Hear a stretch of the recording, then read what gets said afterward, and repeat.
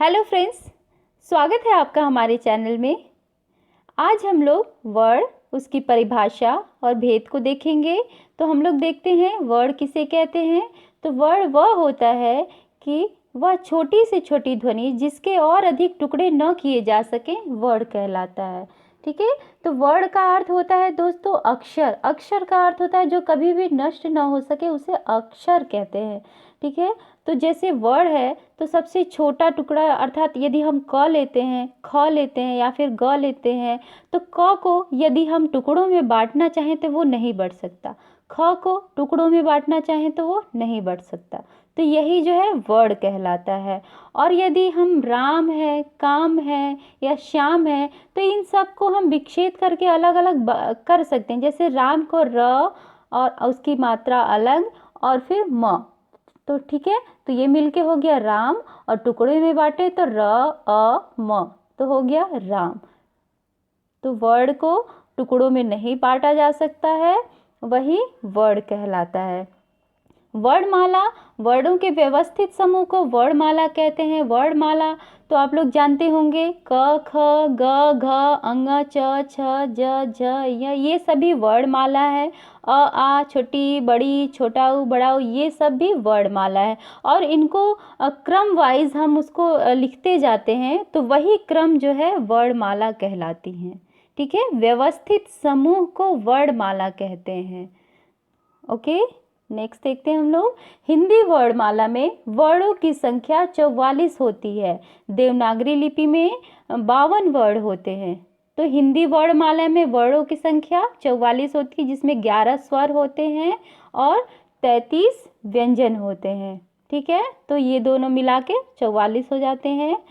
और देवनागरी हिंदी लिपि में 52 वर्ण माने गए हैं।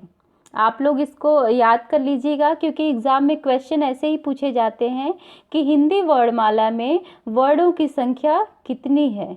तो आप लोग तुरंत बताएंगे 44। और उसके बाद नेक्स्ट क्वेश्चन बन सकता है कि देवनागरी हिंदी लिपि में कितने वर्ण होते हैं। तो आप लोग तुरंत उसको लॉक करिएगा कि 52 वर्ण होते हैं। ठीक है, तो आप लोग इसको रट लीजिएगा, दिमाग में अच्छी तरह से बिठा लीजिएगा, ताकि ये क्वेश्चन यदि आए तो कभी गलत ना हो सके। अब वर्ड के भेद हम लोग देखते हैं। तो वर्ड के 2 भेद किए गए हैं। कौन कौन से? पहला स्वर है और दूसरा व्यंजन है। तो स्वर किसे कहते हैं हम लोग देखते हैं। स्वर, तो पहले हम लोग स्वर की परिभाषा जानने से पहले ये समझें कि स्वर वर्ड कौन कौन से होते हैं। तो स्वर जो है अ आ छोटी बड़ी, छोटा ऊ बड़ा ऊ, री ए ओ अंग अ, ये सब होता है। अंग अ को जो अयोग वाह कहा जाता है। तो इससे 11 स्वर ही माने गए हैं।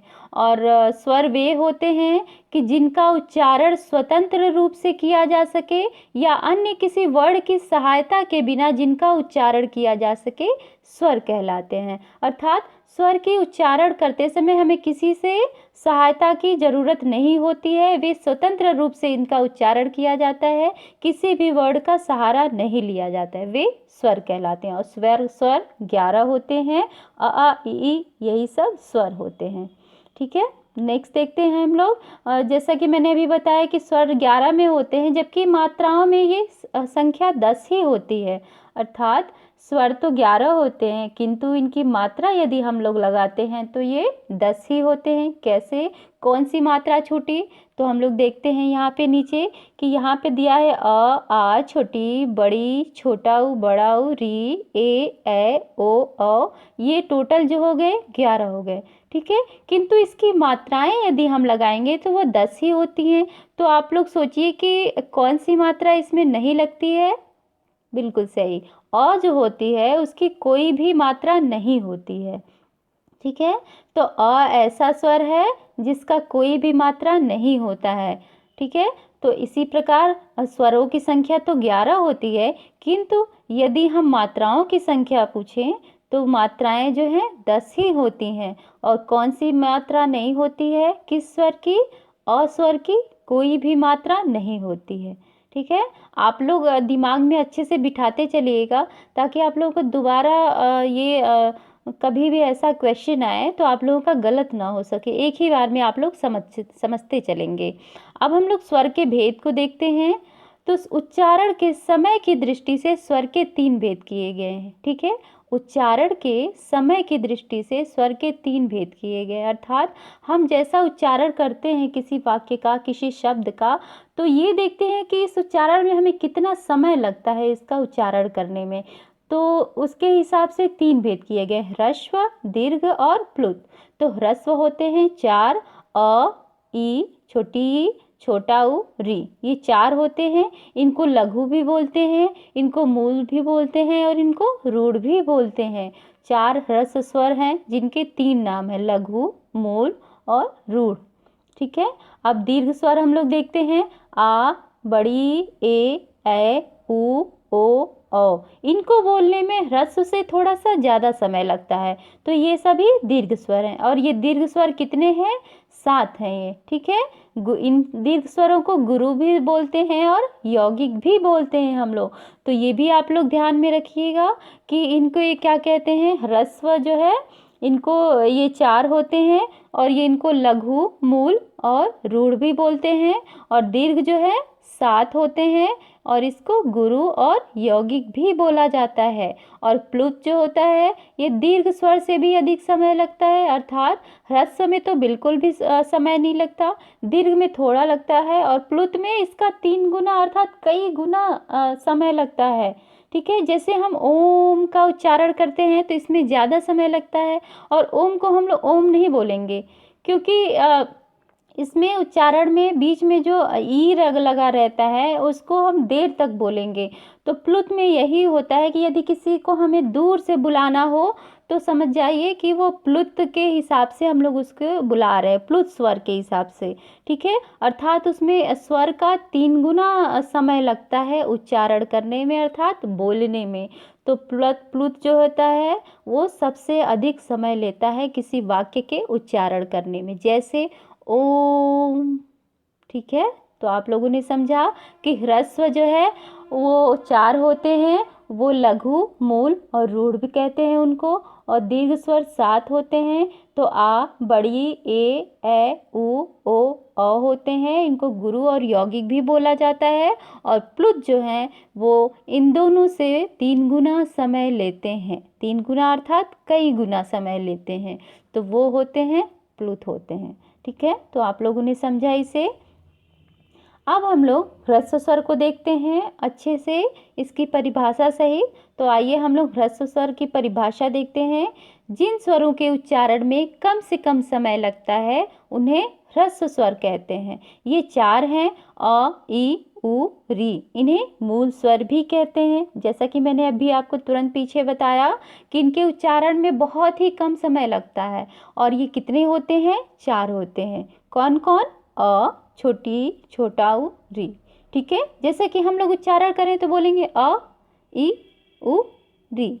ठीक है, तो हम लोगों ने देखा कि इसका उच्चारण करने में हमें बिल्कुल भी समय नहीं लग रहा है, तो हम लोग ये तुरंत समझ जाएंगे कि ये ह्रस्व स्वर है। और आप लोग भी इसको परीक्षा की दृष्टि से काफ़ी इम्पॉर्टेंट है, आप लोग इसे ध्यान से दिमाग में बिठा लीजिएगा कि ये जो है ह्रस्व स्वर 4 ही होते हैं, अ, ई, उ, री, और इसमें कम समय लगता है। ठीक है, और अब हम लोग दीर्घ स्वर को देखते हैं। जिन स्वरों के उच्चारण में ह्रस्व स्वरों से 2 गुना समय लगता है उन्हें दीर्घ स्वर कहते हैं। दीर्घ अर्थात बड़ा। ये हिंदी में 7 हैं, आ, बड़ी, बड़ा ऊ, ए, ओ, औ। ठीक है, तो दीर्घ स्वर कितने होते हैं? 7 होते हैं, और इनका उच्चारण करने में हमें ह्रस्व से ज़्यादा समय लगता है, अर्थात ह्रस्व से 2 गुना समय लगता है उच्चारण करने में। तो वो होते हैं दीर्घ स्वर। जैसे हम लोग बोलेंगे आ, ई, उ, ए, ओ, औ। ठीक है, तो इसको उच्चारण करने में हमें ज़्यादा समय लग रहा है ना, तो ये दीर्घ है। और हमने अभी पीछे देखा कि अ, ई, उ, री, इसका यदि हम उच्चारण अभी करते हैं तो अ, ई, उ, री, तो ये ह्रस्व है, बहुत ही कम समय लग रहा है।